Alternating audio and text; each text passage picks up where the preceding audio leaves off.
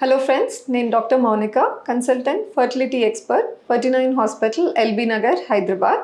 Today talk అండి about చాలా మంది కపుల్స్ అడుగుతూ ఉంటారు ప్రెగ్నెన్సీ తొందరగా రావాలి అంటే కలిసిన తర్వాత పర్టిక్యులర్ పొజిషన్లో లేడీ పడుకొనే ఉండాలా, అలా కూడా అడుగుతుంటారు.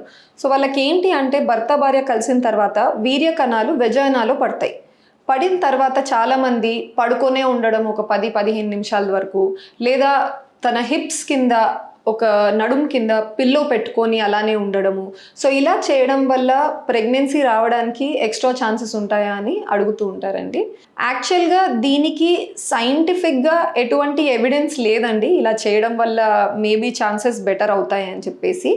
బట్ స్టిల్ ఇన్ఫర్టిలిటీతో బాధపడే కపుల్స్ వాళ్ళు వచ్చినప్పుడు ఏమంటారంటే డాక్టర్స్, కలిసిన తర్వాత కొంతసేపటి వరకు లయింగ్ డౌన్ పొజిషన్లో ఉండండి, లేదా కాళ్ళు కొంతమంది లెగ్స్ని వాల్కి ఆనిచ్చి ఆ పొజిషన్లో కొంతసేపు ఉండండి అని అంటూ ఉంటారు. ఇలా ఎందుకు చెప్తారంటే న్యాచురల్గా ఏమవుతుందంటే కలిసిన తర్వాత ఇమీడియట్గా లేస్తే లేడీ పడిన శాంపుల్ అగేన్స్ట్ హర్ థైస్ వెనక్కి వచ్చేస్తుంది అనమాట, లిక్విడ్ పార్ట్ కాబట్టి. ఇనీషియల్గా సిమెన్ శాంపుల్ టెస్ట్కి ఇచ్చినా కూడా, చేత్తో తీసినా కూడా హస్బెండ్స్, సో తీసిన శాంపుల్ కొంచెం టైం తర్వాత ఒక 10-15 మినిట్స్ తర్వాత లిక్విఫాక్షన్ అని జరుగుతుంది. ఇనీషియలీ స్టిక్కీ ఉంటుందండి, బట్ ఆ 15-20 నిమిషాల తర్వాత వాటరీ కన్సిస్టెన్సీకి మారుతుంది. సో అప్పుడు ఏమవుతుందంటే ఆటోమేటికల్లీ అండర్ గ్రావిటీ నిలబడినప్పుడు అగేన్స్ట్ థైస్ వెనక్కి వచ్చేస్తుంది. వీళ్ళ భయం ఏంటి అంటే దాంట్లో కూడా మనకు స్పర్మ్స్ పోతున్నాయి కదా, మేబీ తక్కువ నంబర్ వెజైనాలో ఉండడం వల్ల ప్రెగ్నెన్సీ తక్కువ వస్తుందేమో ఛాన్స్ అని అనుకుంటుంటారు. కానీ నిజానికి ఫిజియాలజీ స్పర్మ్స్ అగెయిన్స్ట్ గ్రావిటీ కావచ్చు, ఎట్లయినా కావచ్చు, వాటికి కదిలే శక్తి ఉండే కణాలు కదులుతాయి. సో ముందుకు కదిలే కణాలు మీ గర్భసంచిలోకి ఎంట్రీ అయ్యి ట్యూబ్లో ఎగ్ వరకు రీచ్ అవ్వగలిగితే, ఎన్ని స్పర్మ్స్ వెళ్తున్నాయి అని ఇంపార్టెంట్ కాదండి, ఏది ఫస్ట్ వెళ్ళింది అన్నది కూడా ఇంపార్టెంట్ కాదు. ఏదైతే హెల్తీ స్పర్మ్ వెళ్తుందో ఎగ్ వరకు, అది ఎగ్ స్పర్మ్ మీట్ అయ్యి ఎంబ్రియో ఫామ్ అయితే, ఆ ఎంబ్రియో గర్భసంచికి వెనక్కి వస్తే, అది కూడా హెల్తీగా ఉండి మీ గర్భసంచి దాన్ని యాక్సెప్ట్ చేసి అతుక్కొనిస్తే అప్పుడే మీకు ప్రెగ్నెన్సీ పాజిటివ్ వస్తుంది. ప్రెగ్నెన్సీలో ఫోలిక్ యాసిడ్ అన్న టాబ్లెట్ ఎందుకు వేసుకోవాలి, దీని అవసరం ఏంటి, ఎందుకు ఇవ్వాలి? ఫస్ట్, ఫోలిక్ యాసిడ్ అన్న టాబ్లెట్ ప్రెగ్నెన్సీ లేడీస్ మాత్రమే వాడాలి అని ఏం లేదండి. మీరు ప్రెగ్నెన్సీ కోసం ట్రై చేస్తున్న లేడీస్, లేదా పెళ్ళైన తర్వాత ఎప్పుడైతే ఆ లేడీ ప్రెగ్నెన్సీకి ప్లాన్ చేయాలి అని ఆ కపుల్ డిసైడ్ అయిన వెంటనే మీరు ఈ టాబ్లెట్ స్టార్ట్ చేసుకుంటే చాలా మంచిది. సో ప్రెగ్నెన్సీ రాక ముందే మీరు ఫోలిక్ యాసిడ్ స్టార్ట్ చేస్తే దాన్నే మనం pre conceptional folic acid supplementation అంటాం. అంటే ప్రెగ్నెన్సీ కంటే ముందే మీరు ఫోలిక్ యాసిడ్ టాబ్లెట్ వేసుకుంటున్నారు. ఎలా ఇది హెల్ప్ అవుతుంది, ఎంతవరకు కరెక్ట్ ఇలా ముందే స్టార్ట్ చేసేయడం టాబ్లెట్? మనం ప్రెగ్నెన్సీకి వెళ్ళేటప్పుడు న్యాచురల్గా, ఇప్పుడు జనరల్ పాపులేషన్లో ఒక భర్త భార్య కలిసి న్యాచురల్గా ప్రెగ్నెన్సీ వచ్చినప్పుడు మనం చూస్తూ ఉంటామండి, ఒక 10-15% దాకా మిస్క్యారేజెస్ అయ్యే అవకాశాలు ఉంటాయి.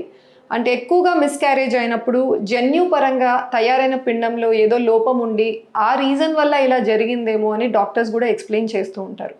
మరి ఎలా ఈ రిస్క్, అంటే ఒక అబ్నార్మల్ పిండం తయారయ్యే రిస్క్ని ఎలా మనం తగ్గించగలము అని ఎంతో స్టడీస్, రీసెర్చ్ జరిగినప్పుడు ఒక టాబ్లెట్, ఆ మ్యాజికల్ టాబ్లెట్ వాళ్ళకి తెలిసింది ఏంటి అంటే ఫోలిక్ యాసిడ్ టాబ్లెట్.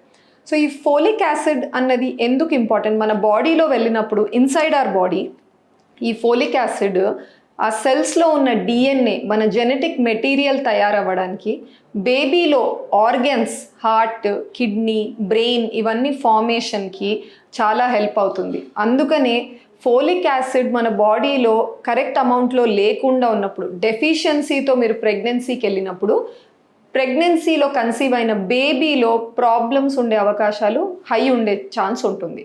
సో మీరు ఫోలిక్ యాసిడ్ ప్రెగ్నెన్సీ కన్ఫర్మ్ అయిన తర్వాత కంటే 1 మంత్ ముందు నుంచే మీరు స్టార్ట్ చేసినట్టయితే 70% దాకా బేబీలో జెనెటిక్ అబ్నార్మాలిటీస్ వచ్చే ఛాన్సెస్ని మనము తగ్గించగలుగుతున్నాము.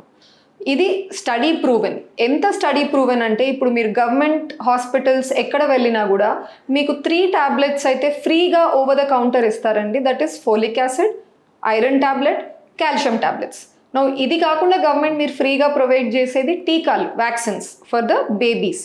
ఎందుకు గవర్నమెంట్ ఈ పర్టిక్యులర్ మెడిసిన్స్ని లేదా ఈ వ్యాక్సిన్స్ని మాత్రమే ఫ్రీగా ప్రొవైడ్ చేస్తుంది పాపులేషన్కి? ఎందుకు మిగతా టాబ్లెట్స్ కూడా ఇవ్వచ్చు కదా, బీపీ టాబ్లెట్లు ఉన్నాయి, షుగర్ టాబ్లెట్లు ఉన్నాయి, సో ఇవన్నీ కూడా గవర్నమెంట్లో ఫ్రీగా దొరకచ్చు కదా, ఇవి ఒక్కటే ఎందుకు ఇస్తున్నాయి? ఇప్పుడు ప్రెగ్నెన్సీలో కూడా మీరు ప్రైవేట్ హాస్పిటల్స్ వెళ్ళండి, లేదా ఏదైనా ఎవరికైతే రిపీటెడ్గా అబార్షన్లు అవుతున్నాయో వాళ్ళకి వేరే వేరే మెడిసిన్స్, ఇంజెక్షన్స్ కూడా ఇస్తూ ఉంటాము. మరి ఇవన్నీ కూడా గవర్నమెంట్ ఫ్రీగా ఇవ్వచ్చు కదా, ప్రెగ్నెన్సీకి ఖచ్చితంగా హెల్ప్ అయ్యే ఛాన్స్ ఉందంటే. ఎందుకు ఈ 3 టాబ్లెట్లనే స్పాన్సర్ చేస్తుంది? సో ఎన్నో మిలియన్స్ అంటే లక్షల కోట్లల్లో టెస్టులు జరిగినప్పుడు పక్కాగా ప్రూవ్ అయింది ఈ టాబ్లెట్ వల్ల బెనిఫిట్ ఉంది లేడీకి ప్రెగ్నెన్సీలో అని. సో అందుకనే ఇండియాలో కూడా గవర్నమెంట్ మనకు ఫార్వర్డ్ వచ్చి స్పాన్సర్ చేస్తున్నారు ఈ medication. So I would say any lady pregnancy తర్వాత అని కాదు, ప్రెగ్నెన్సీ ప్లానింగ్ ఉన్నా కూడా మీరు ఇమీడియట్గా ఫోలిక్ యాసిడ్ స్టార్ట్ చేయాలి. అండ్ డోసేజ్ అడుగుతారండి, ఎంత డోసేజ్ వాడాలని. మన బాడీలో మనం వేసుకున్న టాబ్లెట్ ఆ డోస్ పూర్తిగా మనకు బాడీకి అందదండి. మనం మింగిన తర్వాత మన స్టమక్లో యాసిడ్ ఉంటుంది, లేదా ఆ తర్వాత మన మోషన్ ద్వారా కానీ యూరిన్ ద్వారా కానీ సర్టన్ అమౌంట్ ఆఫ్ డ్రగ్ మనకు లూజ్ అవుతూ ఉంటాం. మెటబాలిజం అంటాం, మన బాడీలో జరిగే మెటబాలిజం వల్ల. సో ఇవన్నీ దాటుకొని మన బ్లడ్ లెవెల్స్లోకి ఎంటర్ అయిన డ్రగ్ మనకు ఎంత కాంపనెంటో అది మనకు ఉపయోగపడుతుంది. అందుకనే ఫోలిక్ యాసిడ్ కనీసం మనం 5 మిల్లీగ్రామ్స్ ఓరల్గా మనం టాబ్లెట్ ఇంటేక్ చేసుకోగలిగితే మనకు రిక్వైర్డ్ లెవెల్లో ఫోలిక్ యాసిడ్ బ్లడ్ రీచ్ అయ్యి డెస్టైన్డ్ రిక్వైర్మెంట్ ఏదైతే ఉందో బెనిఫిట్ అనేది మనకు వస్తుంది.